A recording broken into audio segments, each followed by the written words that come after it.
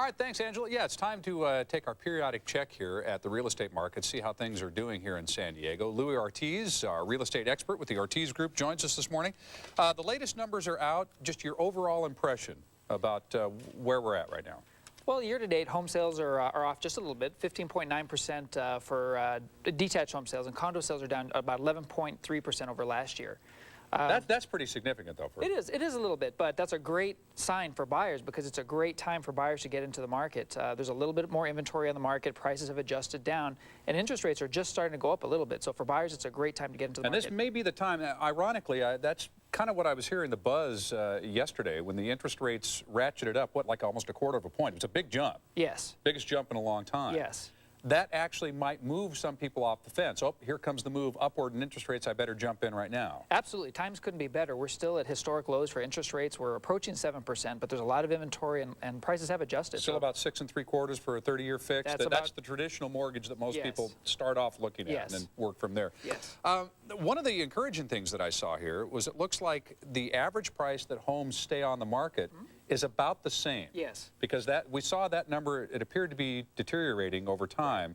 And it looked like houses were staying on the market a lot longer. But it's running about 63 to 65 days, which it has been for about a year now. Yeah, yeah. That's only 2 months. That's not a long time on the market. That is correct. And another really interesting statistic is that the average price of the homes has actually surprisingly gone up.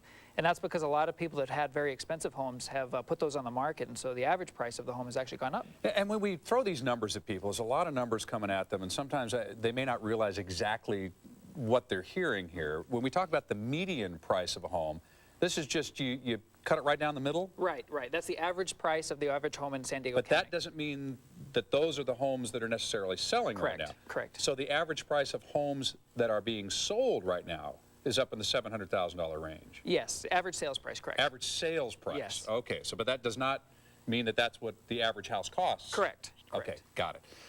The one thing that I really wanted to focus on today, and this is something that always makes me very, very nervous here in San Diego because I've been seeing it for years, literally since I was a kid. When condos first came on the scene here in San Diego, it's the big deal. This is how you get into the real estate market. If you can't afford a house, you can still afford a condo. Yes. But there's some pitfalls to that. There's some good things about them, but there are some pitfalls, which we really need to kind of discuss this morning. Sure, sure. Well, condos typically, they take the brunt of the storm. Whenever there's a problem, those typically go down in value first. But I would always encourage anybody who can get into real estate in California. If you look over the long run, people have always done very well in real estate. And it's a great investment. And like I say, right now is a great time for people to get into that market. But the tricky thing about condos is they're targeted towards people who can't afford a single detached home.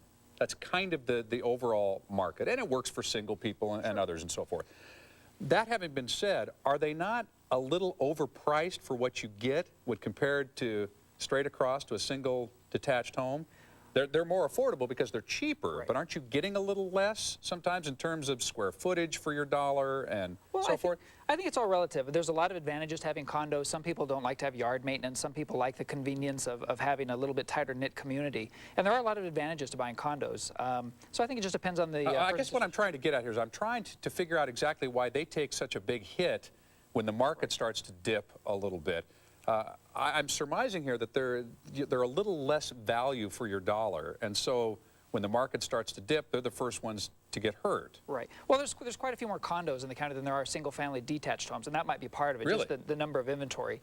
Yeah, and we have seen quite a bit of changes lately. The prices have come down quite a bit in the condo market, but again, it's a really great time to get into the market. Well, and this thing is it's so cyclical, that long-term, it's like the stock market. If you stay in it long enough, you can pretty much count on it appreciating and you're not going to lose money. So who really gets stung here in this market when we're talking about home prices going down and so forth?